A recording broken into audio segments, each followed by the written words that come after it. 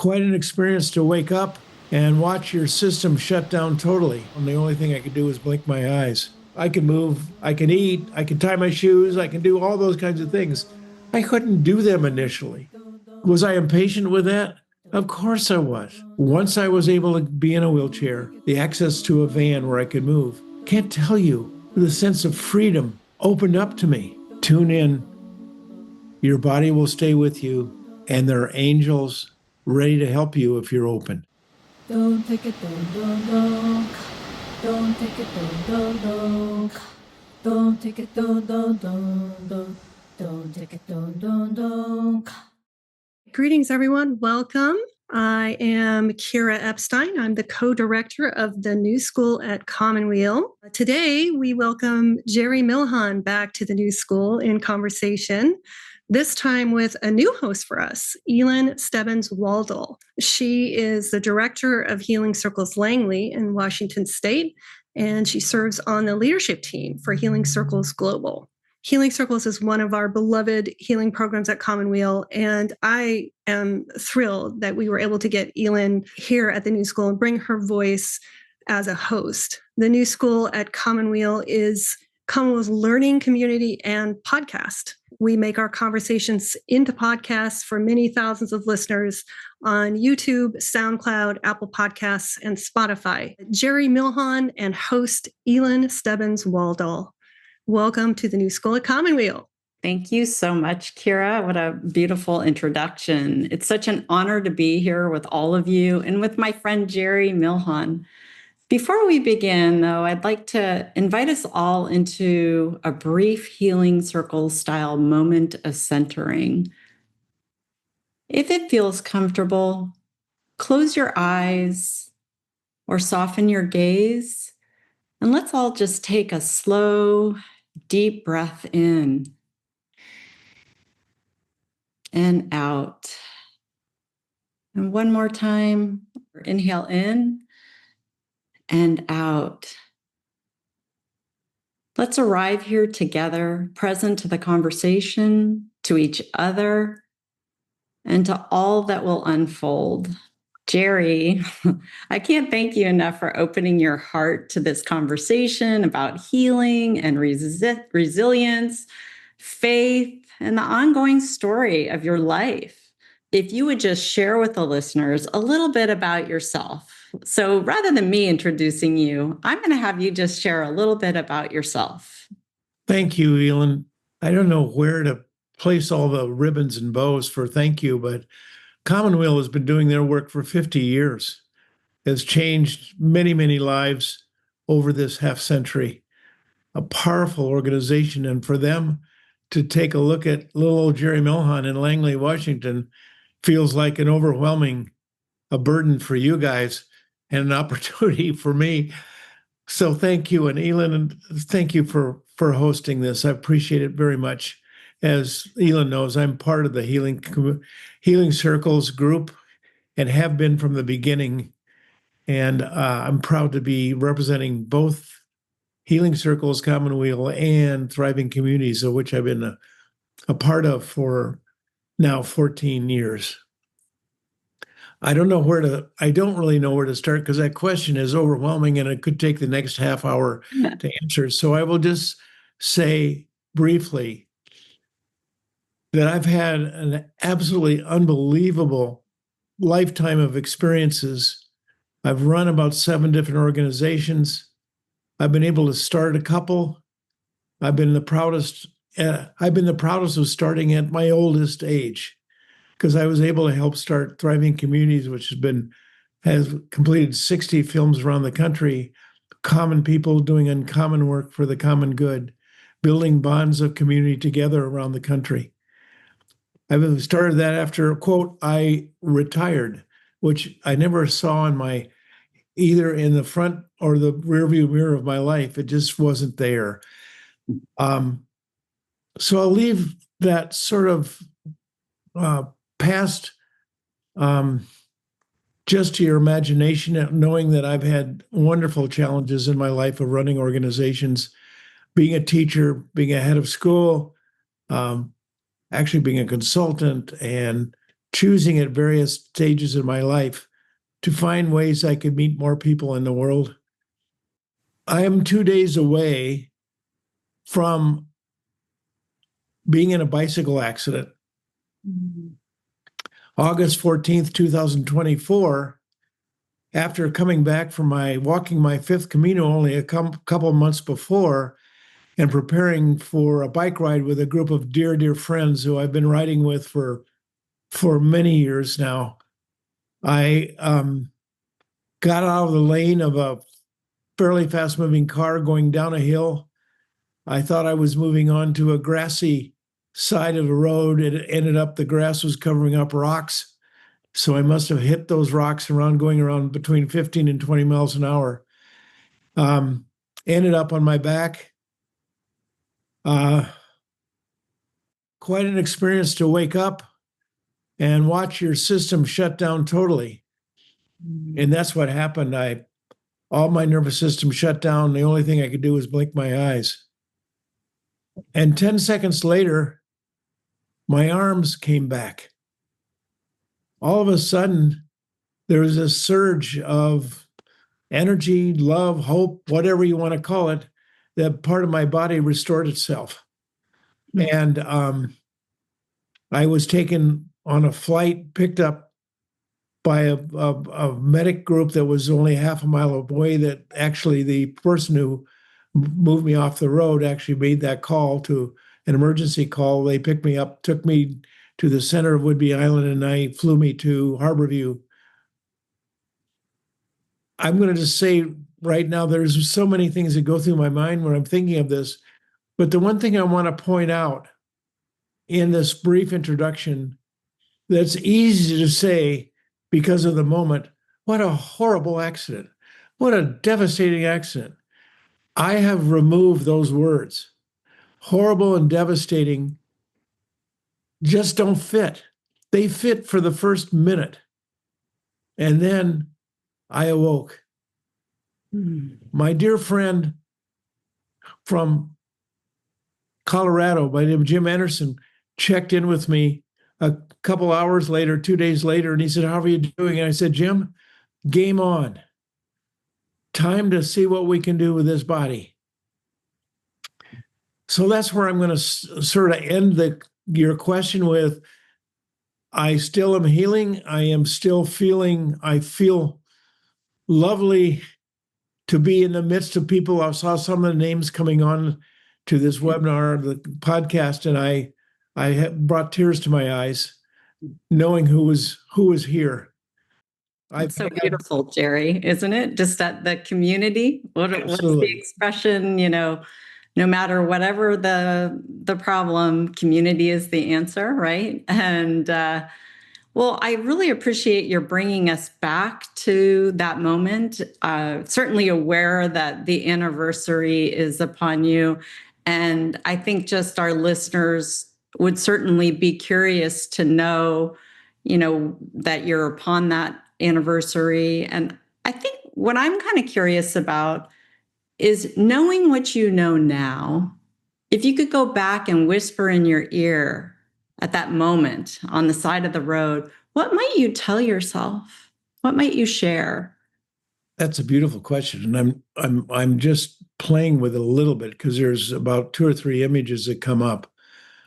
One is, I don't think I went into shock. I went into sort of a peace mode where I was clearly awake. And the images that were going through my mind were of my family, the work and the people who have been part of thriving communities in my life, and friends, my partner, Pam. So there was this sort of a portrait moving through very fast. And this sense of bewilderment, the sense of, what in the heck did I do to myself?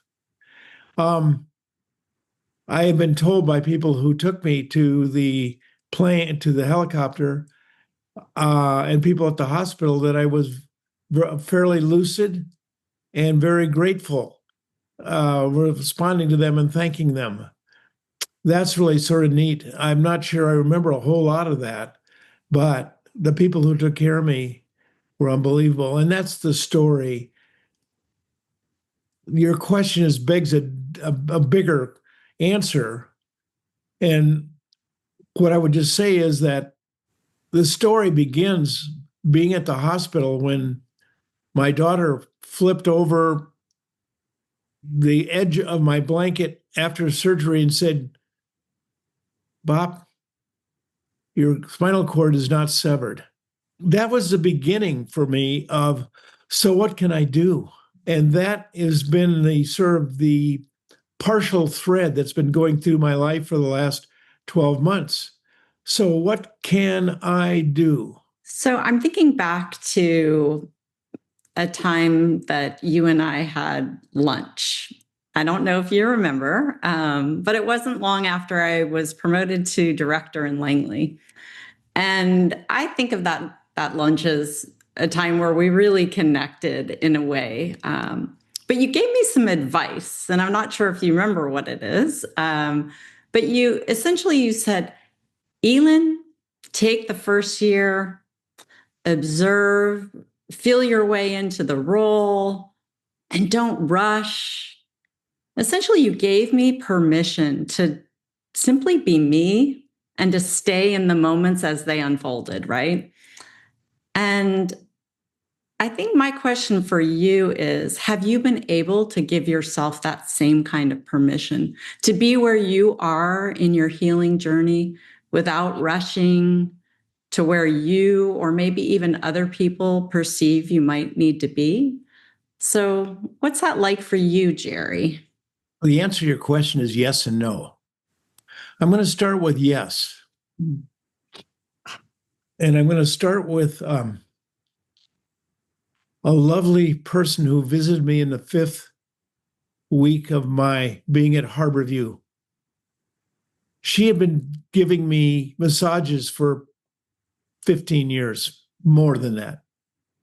And she came in, sat down, and said to me, "Jerry, now I have some words here. I want you to really listen. Your body is really in a stage of anxiety and fright. You have dealt it a major blow, and it's trying to figure out what's going on. For you to expect anything to start to work for you at this point in time probably isn't going to happen. But let me tell you this. The body wants to heal. Remember that. Be patient with it. The body's a powerful force. It has capacity to do amazing things. But if you rush it, you're just going to disturb it more." That advice has been with me almost every day. And it's one of those things that is bullied around by the daily events of life. By that, I mean my own Jerry impatience, which tends at time to rush or push. And then I reflect on the things I couldn't do in the hospital. And for 4, 5, 6 months later, I'm sitting here talking to you, and I couldn't move my arms much more than maybe 5 degrees either way. And now my arms, I can move, I can eat, I can tie my shoes, I can do all those kinds of things. I couldn't do them initially. Was I impatient with that? Of course I was. But was there, the medicine was the wisdom of that wonderful lady, Jill, who made the whole thing very clear to me that the body is an amazing, amazing series of cells that will function and try to move back. So I keep that in my mind all the time. And I am pushed by the implication of got to get better, got to push, I got to do 150 more push-ups with my arms today. I've got to do da, da, da, da, da. And I got to be sure in my own way that I'm not rushing too fast. What a gift, right? To have that be one of the first early messages and have that stay with you in the way that you've just described. You know, we've talked a little bit about this, but I'm thinking of just how life experiences can either define us or shape us, right? And I'm just hearing that this experience is still shaping you, perhaps. And one of the things I was just also thinking about, Jerry, and it's actually a piece of you that I love so much, is that you always have this ability to find ways to see whatever it is you're experiencing as a form of play. And I really want to talk about that a little bit. So how has the sense of play informed you since the accident? And where do you imagine it might take you? You know, because what I heard you say just before is how your body already has leaned into this sense of healing, right? But we're also, our body isn't just by itself. The mind is with it too, and the heart and all the feels, right? And so maybe help all of us hear a little bit about the combination of play and whether your life's being shaped or how is it informing you in some ways that maybe you wouldn't have expected? Well, I'm gonna jump to the silly. When you think that you're going each day with physical therapy and occupational therapy, you're going to get down and dirty and get to work. My occupational therapy today has changed immensely. I do 1 day a week, hour a week with occupational therapist. And that's where we work with range of motion and all the kinds of things that you're supposed to do to increase your body movement and be able to do things. My occupational therapy, hold on now, is doing the dishes, is actually making brownies, making smoothies, putting dishes away, picking paper off the floor with either my hands or tweezers, being able to acknowledge the little bitty silly things that actually ask me to do more with my hands and feet and arms than even occupational therapy could do. So moving from the mundane of the activity into something that feels, well, is that occupational therapy? You're darn right it is. It's actually part of the movement of allowing the body to do things it may not have thought it could do. And when I reach up and put a glass on a shelf and it doesn't fall and break, I look at it and say, another feather in the quiver. Mm. And I think one has to really, for me, it's one that you have to look at those micro series of accomplishments that you made happen because you forced, you worked, you pushed yourself. Mm. And the other part of the question is really another area of play. Again, my friend from Colorado and I have been playing for years with the idea of when it gets really tough, can you laugh? When you're running an organization, are you the label of the organization, or what do you bring to the table that can move you to seeing things that might differently than the actual incident itself or the thing itself in an organization you're running might promote? Can you get to that level? And once we get to that level, usually it's the moment that says play goes to exploration. And then I've used the occupational therapy because that sense of play led me to believe after the first day I did the dishes, oh, I can do this. What can I do more? Where's the world going to stop? I don't have any sense that it's going to stop. So I hope that's helpful in terms of the play. The play is really important because play is the basis of the diving board into exploration. And you never know where that's going to go. I want to live on the ecotone of life. I want to live on the outside that allows me to feel less constrained by, quote, what I've been diagnosed with, what I've been labeled as. And so part of that is so integral in terms of how I how I try to live each day. I love that because it goes right back to that piece of you get to define, who you are in the world. You don't need to be defined by diagnoses you're Jerry and you have this beautiful way of being in the world. And I think, obviously the experience is shaping how you may be able to do things, but they're not, I don't hear you saying that that's how, how you define yourself now. So that's beautiful. Thank you. There was a definition of myself that occurred about the 5th week at Harborview. I had a wonderful group of people at Harborview who took care of me, both physical therapy, both occupational therapy. And I began to learn from them that they were wise beyond years in terms of taking this. First of all, here's a guy at 84 years old coming into their unit. They're working with people every day, and they look at me and they say, "Oh God, another old guy coming in here with an accident." And within 10 minutes, they shifted everything. What can we do to push him to be his very best? And I really felt so supported by their work and their sense of, I did things with them in the first 5 weeks of my accident that I'm still relearning how to do today, because they pushed. The 5th week, one of the members of the team, brought a guy into a room and said, "Jerry, I want you to meet this wonderful guy. I want you to meet Kenny. Kenny is the executive director of Here and Now." And I went over to shake his hand, as did Pam, and he couldn't shake my hand.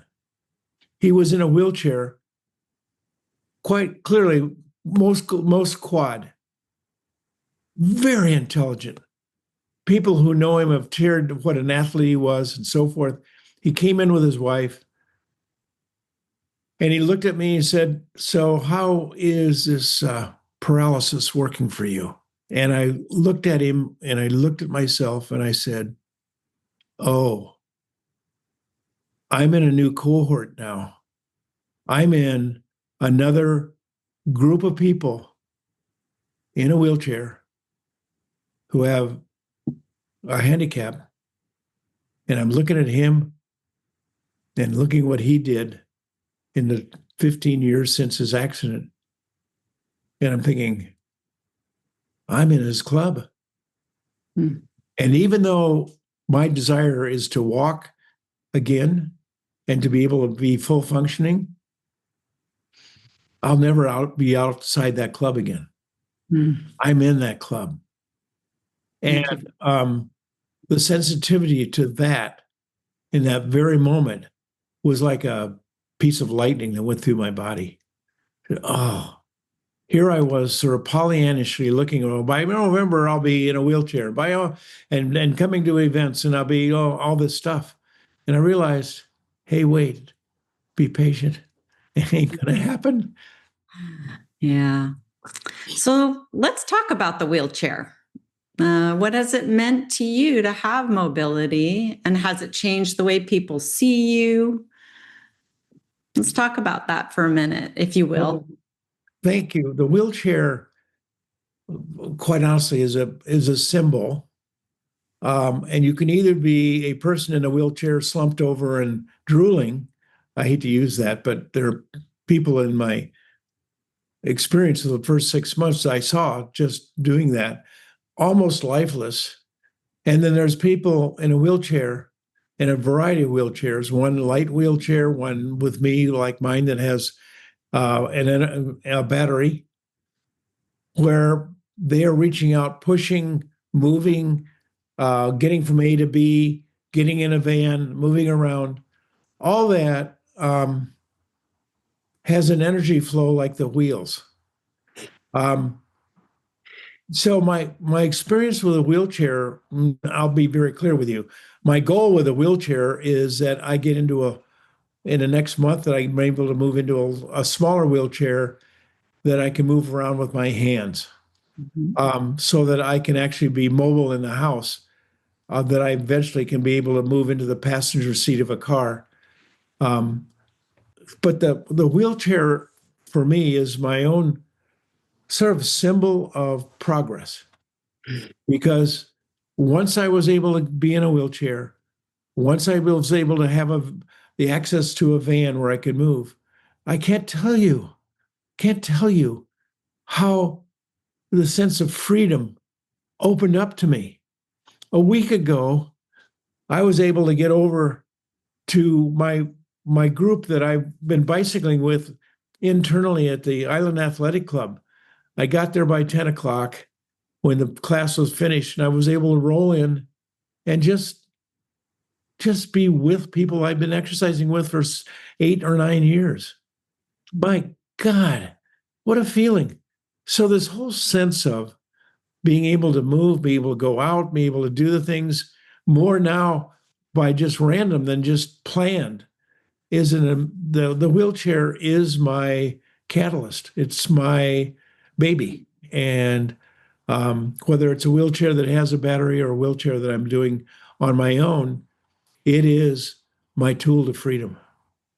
Beautiful. And all the things you get to do because it's there, right? Yeah.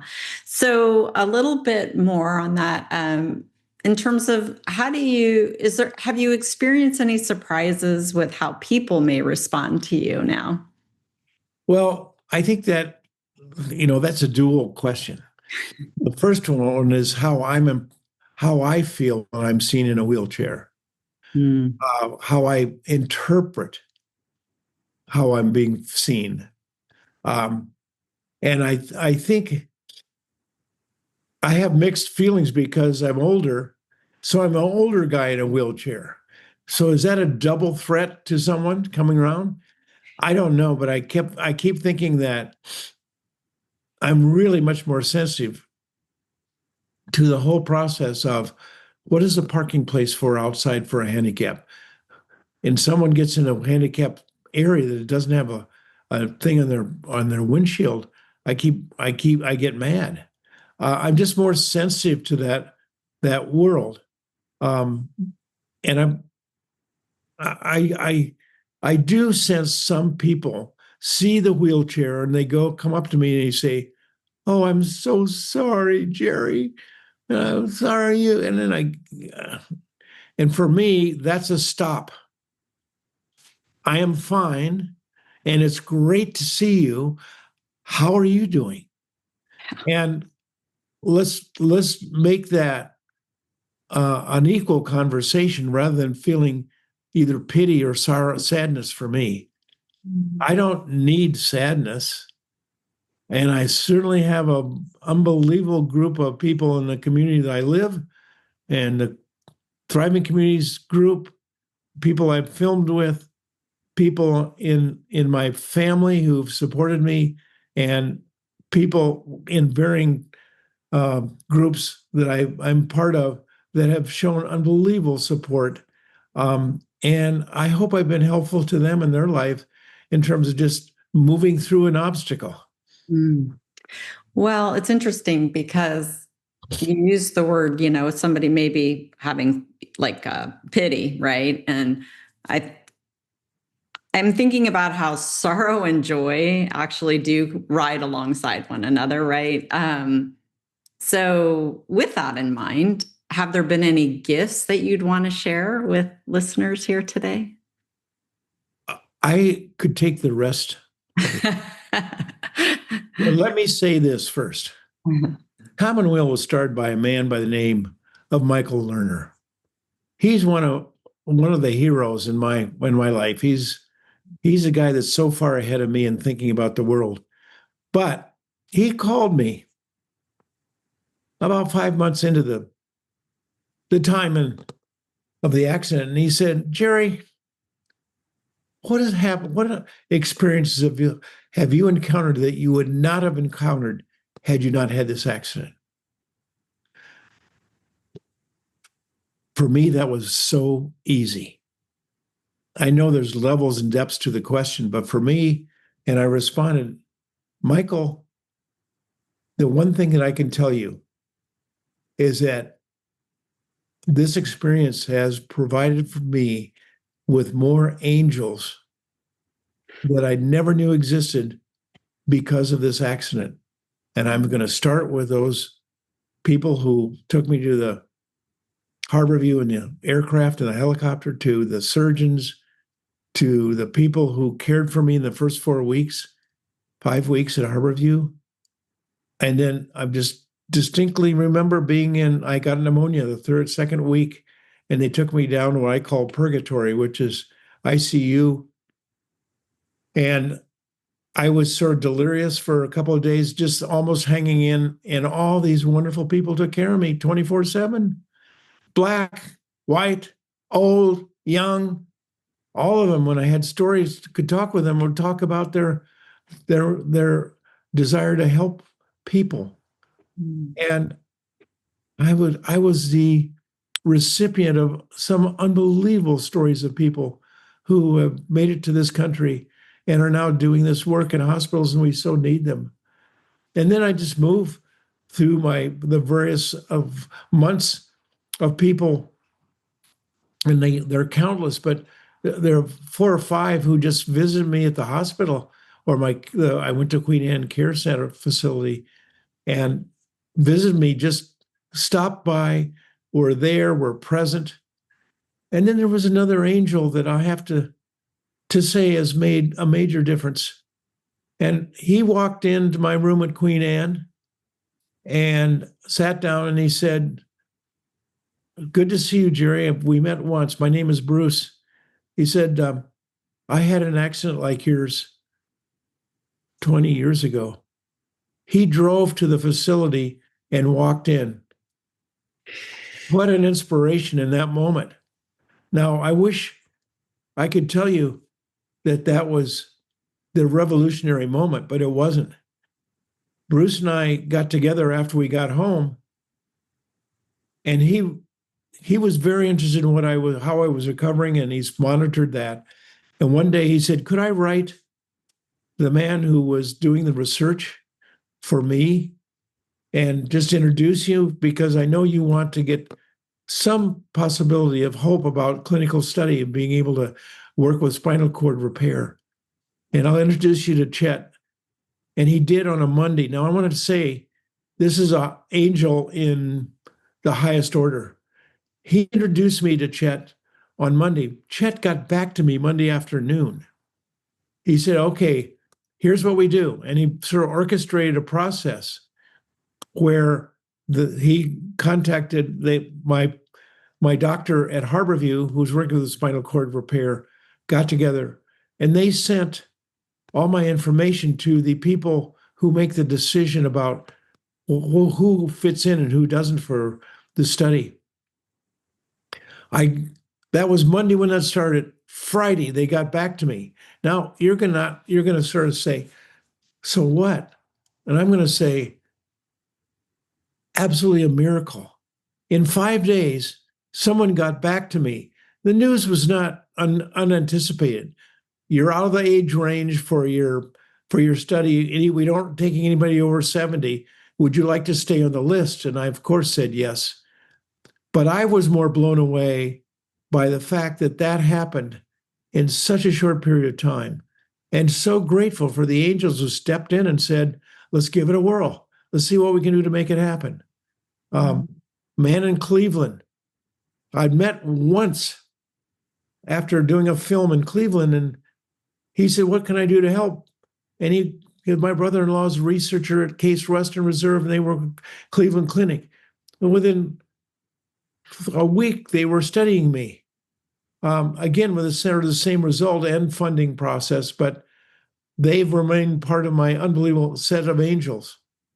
And I could tell you 10 more stories about people, but I'd actually go back to my partner, Pam, and my daughter, Polk, and the families, her family that just surrounded me in those first 6 months, that just took time out every day, every other day, to be at the hospital or be at the care center. And I'm thinking, I don't know how they did it.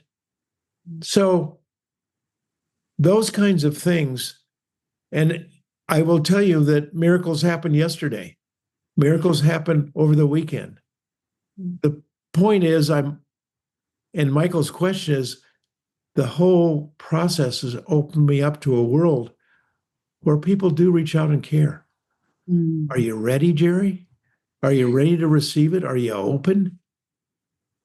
That's the question.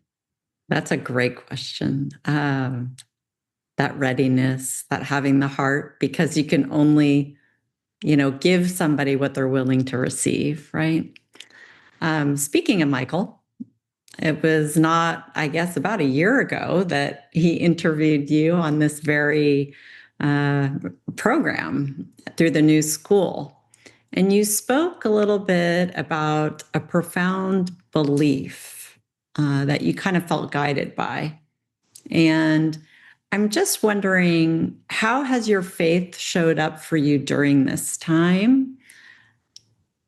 And were there moments that you questioned it or felt it more fiercely?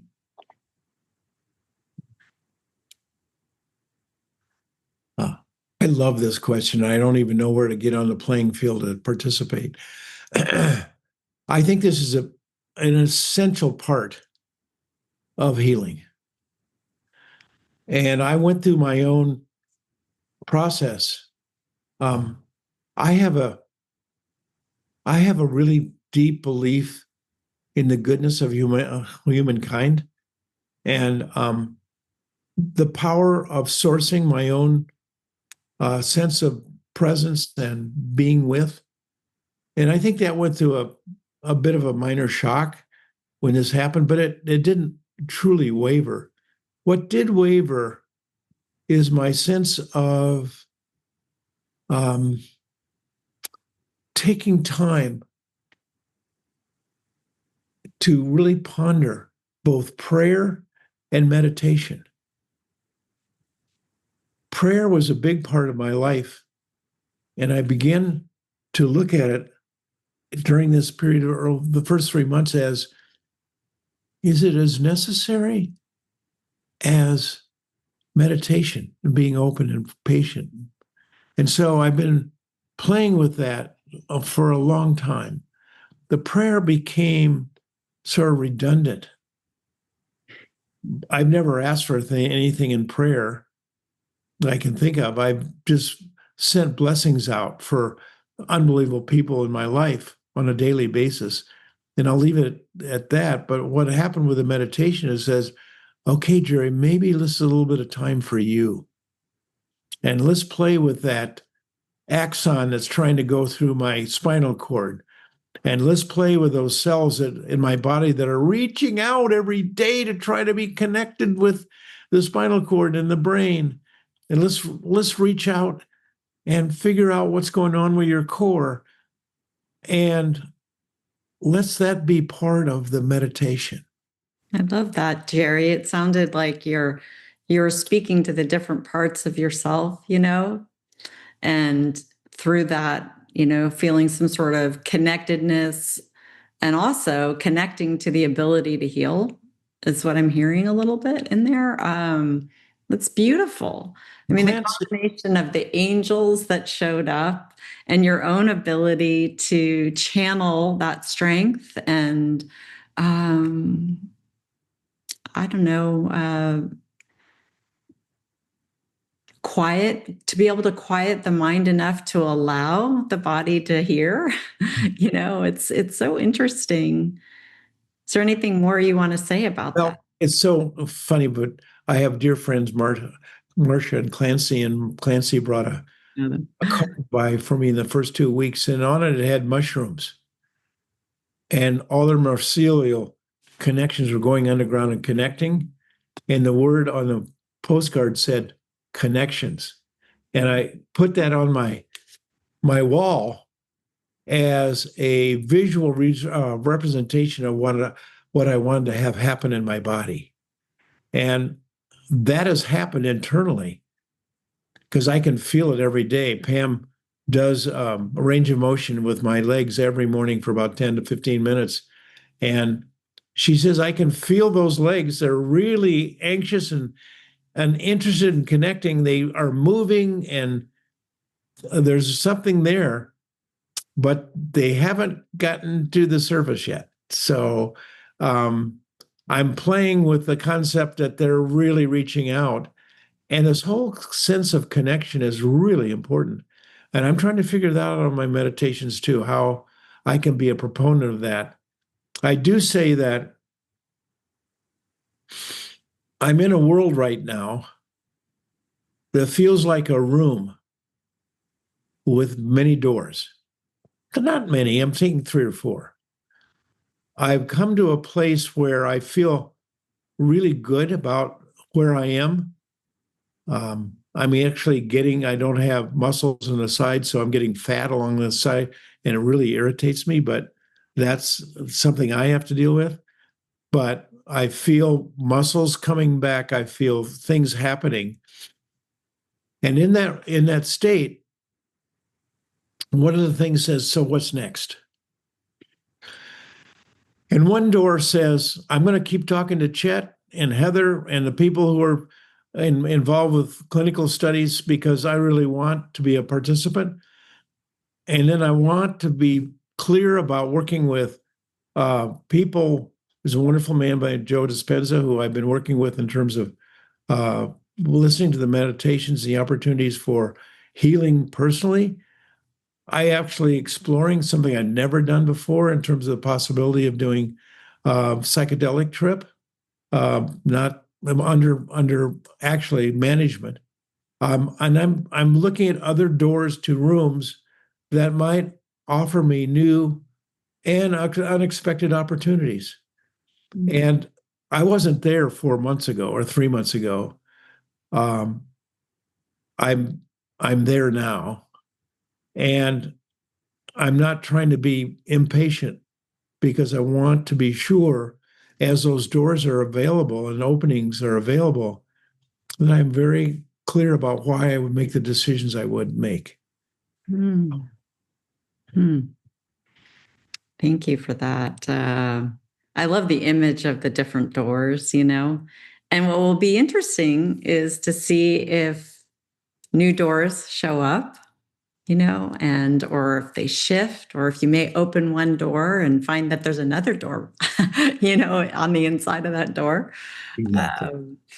So one of the things that also comes to my mind is, for many years, you've uplifted so many stories of others, right? Through thriving communities. And now you find yourself holding your own story. And maybe it wasn't the story you imagined on some level, right? But nonetheless, there's this story. Do you feel called to share it? And if you do, I'm curious, would it be a film or a memoir, a series of conversations, or something else entirely? The answer is a resounding yes in terms of sharing. What I'm drawn to is what would be the most meaningful thing I could do in giving back? Mm-hmm. And I think there's a series of things. Number one, the thriving communities, people that I'm working with Anna and Eden, who are co-leading this process, and I'm sort of in harness with them, have opened up opportunities for me to be back and involved in that. And I'm loving every moment of it. It's been part of my life, and I want to be sure I'm supporting them in the best way possible. And that's its own story, and it will come out in different ways in the coming months and years. And that's been a big part of my life. So I'm so in terms of helping and being part of that. It occurred to me early on, 4 months ago, 5 months ago, 4 months ago, why not write about it? And so I started, and I got off to a great start, and I told about the incident, I told about where I was earlier on in my life and so forth. And then it dribbled off, it didn't have a there. I knew I could report, I had 18 titles of chapters, but there wasn't a clothesline together. And I really said, I let it go. And then a couple of weeks ago, I began to realize that there was something sort of, if anything was unique in me, and I don't have any indication there is, that I'm a guy who's been active most of my life, had an accident. When I was working through trauma, my doctor said, "What's happened to you in the last month?" And I said, I began to realize Jerry's back. And he said, "What do you mean?" I said, "There's a point in time where I was in the rowboat going downstream and I didn't have any paddles. Now I got paddles. And guess what? I found Jerry's still here." And by that, I mean, so what does here mean? And for me, it meant, so you now have this guy going downstream. He's 85 now. He still wants to do stuff. He still wants to repair. He's still looking for ways to be a participant in life. And as I think about that, I realize that age probably has a big part to do with this sense of unique recovery. By that, I mean, I think it's much harder for people over 70 who've had sort of the trauma that I've gone through to put the effort in to recover. It seems like this is sort of an interesting story. And so with that backdrop, there became a clarity around, oh, this age has something to do with what I'm about. Can I be helpful to those who are over 70 in terms of some things that I might say or do or be that would honor them in their path? I am not a 40-year-old. I don't have the time for my body to repair. Takes longer. Let's get that straight. I mean, I'm not Superman.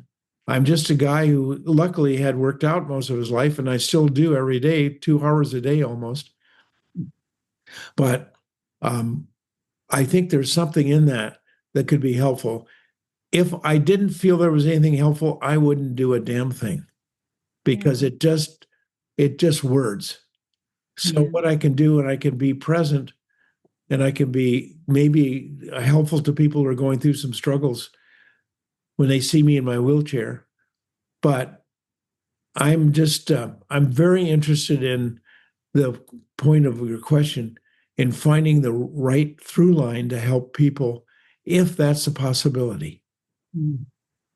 Well, I'm sure that there's folks out there, Jerry, that they may be on the side of the road right now, right? Waiting for emergency vehicles to show up, and their story is just unfolding. So, being able to hear your words and your story of resilience and healing, and your ability to really tie so many beautiful things together, and what you might whisper in their ear, right?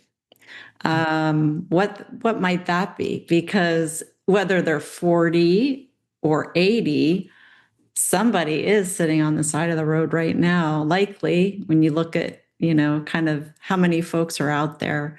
What might you say to that person? I don't think I could give you a good answer, but my off-the-cuff answer is tune in. Your body will stay with you, and there are angels ready to help you if you're open.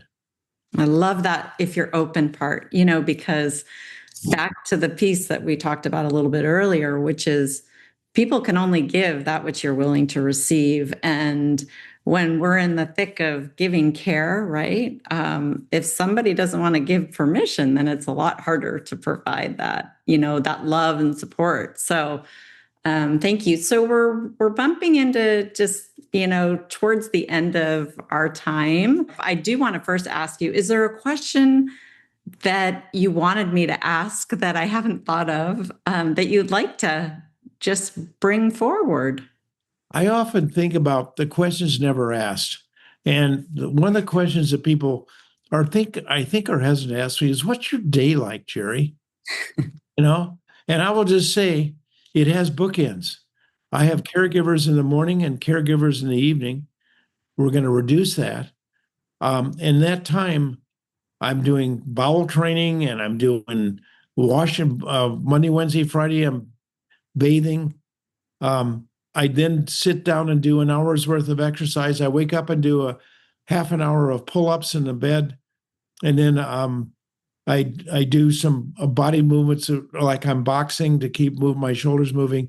Then I have a shower, and then I come back and do some breathing and other exercises, and then I have other exercises I do when I'm up in the chair. So my morning from 6:30, 6:40 of 7 o'clock to 9:30 is chock full of Jerry getting stuff ready. Then my day just feels like it's open to many things that come up. I'm supposed to be on my back, lying on my back occasionally. I don't find times to do that. And then there's the meals, and then the same routine in the evening, but it's much just being sure I'm taken care of. I'm vulnerable from my waist down, so people have to really take care of me. And that feels, those are the rubbing edges in my life where people have to take care of me, because the one element in my life that switched a month ago is, how do I shift from care receiver to being normal? What are the things that I can do now myself that I couldn't do before? I think there could be a whole conversation around the ability to receive care, right? And we likely don't have time to do that today, but we've talked a little bit in the past about circles for people who are receiving care and things like that. So I'd love to hear your final reflection. I know you have a poem, and so let's have you do that, please. I have been caught for years by William Stafford's poem. It holds me so true. If you listen to the words closely, it's actually the story of my last year that is being in play. Stafford writes, "There is a thread you follow. It goes among the things that change, but it doesn't change. People wonder about what you are pursuing. You have to explain about the thread, but it's hard for others to see. While you hold it, you can't get lost. Tragedies happen, people get hurt or die, and you suffer and get old. Nothing you do can stop time's unfolding. You don't ever let go of the thread." And as Viktor Frankl said in Man's Search for Meaning, those who have a why to live can bear with almost any how, which makes a strong case for becoming very clear on your own why, your own thread, and finding ways to actually reaffirm this. Jerry, I have to say, thank you for bringing in the Stafford poem and that thread, which there's a big thread that's connecting all the folks that are on this call and to you, and it's just beautiful. So thank you for sharing that poem. And I also just want to say, before we jump into questions, kind of my parting thing is, thank you for being brave with your voice, because I found in my past that when we use our voice in ways that take some courage, more times than not, it inspires somebody else to take steps and, maybe be brave with their own voice. So thank you so much for being here today and with us. And now we're going to go into some questions. The first one is from Catherine. Jerry, can you address the importance of moving from institutionalized care to being back in community and the impact on your healing? Well, first of all, that lovely lady that asked that saved my life. So I just want to be sure, another angel that showed up, who had the experience of what to do in transferring from institutional life to home living. And what I will say is the change from institutional, I went from the hospital. It was not an institution for me. It was a group of friends helping me. And then I went to a healthcare facility, which was focused on getting me ready to go home for 3 months. After 2 months there, wheeling around that healthcare facility was depressing. And it was depressing because I was seeing so many people who were just hopeless in their stance, in their wheelchair, just hanging onto their wheelchair as if hanging on to life, going around the same path every day, back and forth, back and forth. And I said, I want to get home. So after 2 months, my whole focus was getting home. And of course, we had to get the house ready. And that's a whole story in itself. How do you prepare a house for a new guy? That was me. So the whole shift from institutional care takes 3 dimensions in my mind. Physically, I thought I was ready. I wasn't. Mentally, I knew I was ready and I wasn't prepared for the shift. Spiritually, I got really down on myself after I got home, thinking that everything was going to be great. And it wasn't. I went through another small bout of pneumonia, and I had healing. I had wounds that took me to the local hospital to get repaired. There was just a rough road of 2 to 3 months where all of a sudden everything was different and changed. Catherine was a person who actually was my rudder and saved my life in that regard, and telling me on every occasion, it's going to be okay, Jerry. Hang in there. So her question is really a good one. Institutions in some ways are really prepared to send you home. In other ways, the whole idea of being in sync with others in terms of medical supplies, all these kinds of things, insurance policies, everything, it is a turmoil, and it's only going to get worse.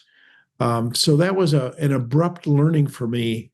And then being home and all of a sudden full-time care 24/7, and the expenses that I faced, and I looked at other people who, I was lucky I had insurance policy, but I realized so many people come home and all of a sudden they don't face getting better. They face financial woes that are sometimes insurmountable.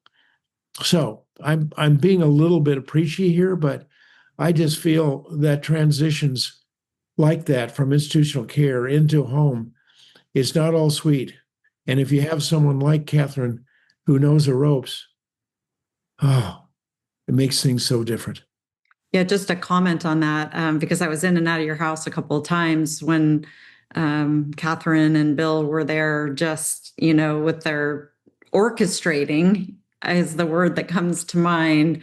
So many pieces, so many moving pieces. And wow, just what a gift, right? To be in such capable, loving hands also. And also to have that guidance, and the rest of the community, was certainly around and supporting, but that was a feat, right? So our next question is from Annie Rose, and she says, how has your partnership changed since this accident? And has it changed? And if so, how? It's a beautiful question, and I'm glad it's being asked, because the story could be quite different. It ain't easy being taken care of. Initially, being a part of the care team, Pam had nursing background, but her presence on a daily basis for me was an act of love far beyond what I'd ever anticipated. The other part of it is I kept saying to her, go out and do things on your own, get out of here so you can have your life. That wasn't much of an opportunity in the first 2 or 3 months. And I'm sure there are many things that drove her crazy, but when you have a house of 4 or 5 people walking through and everybody doing laundry and everybody, and you're trying to figure out what's next, she just negotiated that in a way that was far beyond any kind of imagination I had. And I look over on occasion at night and look over at her sleeping next to me, and I'm thinking, I am so damn lucky. I am so damn lucky.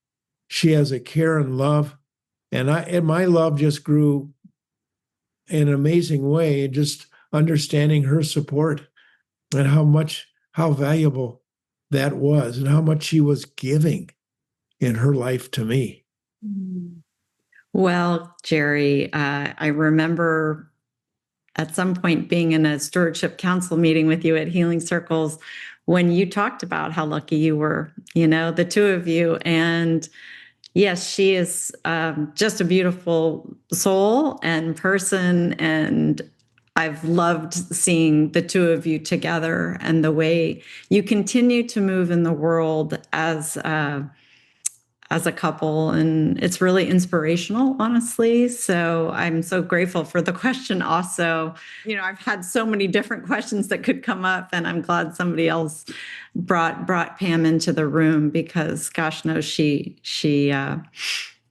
somebody to love, and she gives a lot of love to so many. So thank you for sharing that piece. I think that's it for our questions. There's a lot of notes about how you are so dearly loved. Grateful for the love that you bring to the world. There's just all kinds of really gorgeous notes that to me mirror the man you are, you know. So thank you, Jerry. I cannot begin to tell you what a joy it's been to have this conversation today, and such an honor. You've become such a dear friend to me, and thanks for allowing me to have the opportunity to interview you, because this is my first. You're my maiden voyage with TNS. Beautiful job. Yeah. Elin, you did a beautiful job. And I so appreciate this time, and so appreciate the fact that the new school would take me on as another part of their podcast team. And so appreciative of that. But I want to say, to see your names, all these names pop up, brings tears to my eyes. And I'm so grateful for the greater community that has been around. If I'm inspiration to you, let it be. But you've been an unbelievable, vital inspiration to me. That's great. Well, thank you, Jerry. We'll leave it there. And again, big loves to you and Pam. And thanks again for allowing me, as part of Healing Circles, to be here today with you. So thanks. Wow. Well, and I will add my thanks to the many, many thanks coming in on the chat and that you guys both have expressed. Jerry, I just want to say myself that I'm grateful for you being willing to be so vulnerable about your journey. Your voice is so authentic, and it makes your story very inspirational. If you're on our mailing list or you follow our feeds, you'll be notified when the recordings are posted. Jerry Millhon and Elin, Stebbins, Waldal, thanks for being with us at the New School at Commonweal. We'll see you next time, everyone. Don't take it, don't. Don't take it, don't. Don't take it, don't. Don't take it, don't. Don't take it, don't. Don't take it, don't. Don't take it, don't. Don't take it, don't. The river is a healer. The river is a sage. The river knows no end, and the river feels no way.